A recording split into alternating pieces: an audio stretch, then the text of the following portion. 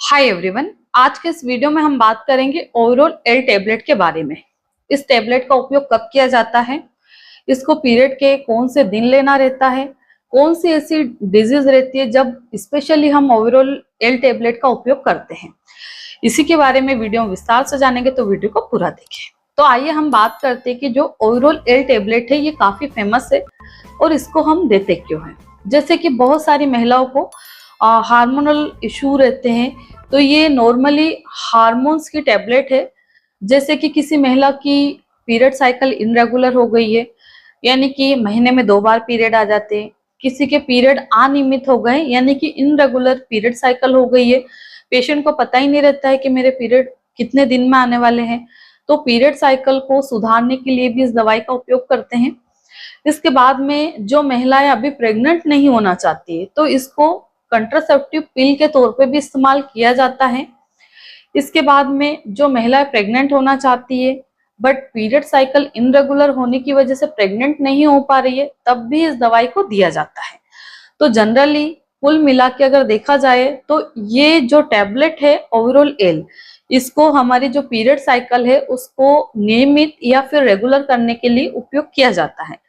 कई बार इसको जैसे आपकी ओवरी में सिंपल सिस्ट हो गई है या ओवरियन सिस्ट हो गई है, इसके बाद में किसी को माइनर पीसीओडी या पीसीओएस आ रहा है, तब भी ये दवाई रिकमेंड कर सकते हैं।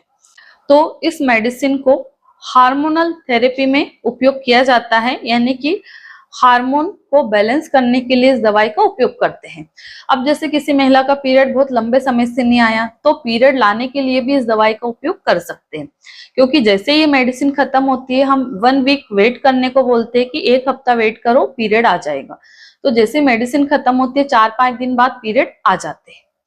तो हम बात करें कि ये जो टैबलेट होती है इसको पीरियड के कौन से दिन लेना रहता है, तो इसको हम एक तो पीरियड के 3rd डे शुरू करते हैं और एक 5th डे शुरू करते हैं।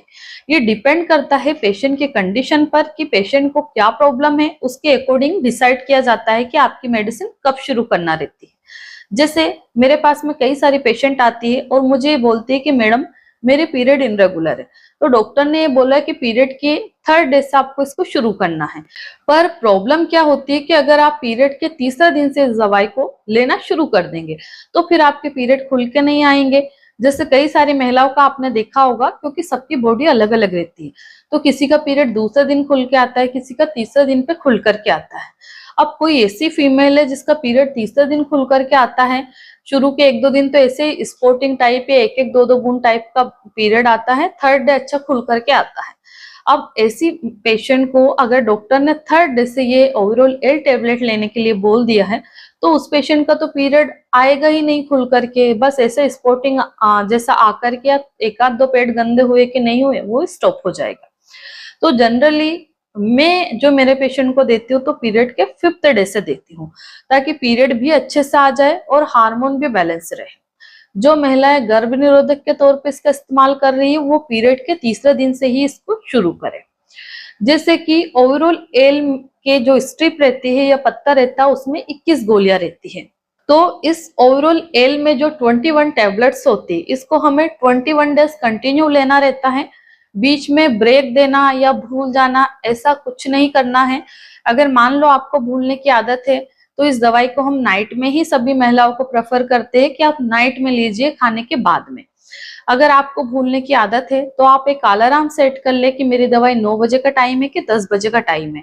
आप इसको फिक्स टाइम पे लेने की कोशिश करिए, कभी जल्दी कभी लेट नहीं लेना है और किसी दिन इसको भूलना नहीं है। अगर आप इसको बीच में भूल जाते हैं और आप गर्भ निरोधक के तौर पे इस दवाई को लेते हैं, तो ये दवाई फेल हो जाएगी, आप बीच में ही प्रेग्नेंट हो जाएंगे और फिर आप ये सोचते रह जाओगे कि मैंने तो ओवरऑल एल टेबलेट ली, फिर मैं प्रेग्नेंट कैसे हो गई। ये जो मेडिसिन है हमें प्रेग्नेंट होने से कैसे बचाती है।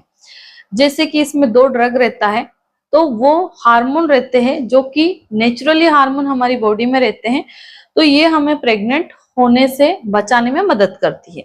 जैसे कि इस दवाई को खाते टाइम हमें ओवुलेशन नहीं होता है, और मान लो अगर किसी को ओवुलेशन हो गया, ओवुलेशन होने से ये रोकती है। और हमारी जो यूट्रस के अंदर जो म्यूकस होता है, जिसको सर्वाइकल म्यूकस बोला जाता है, सफेद पानी के टाइप का, उसको ये काफी गाढ़ा कर देती है।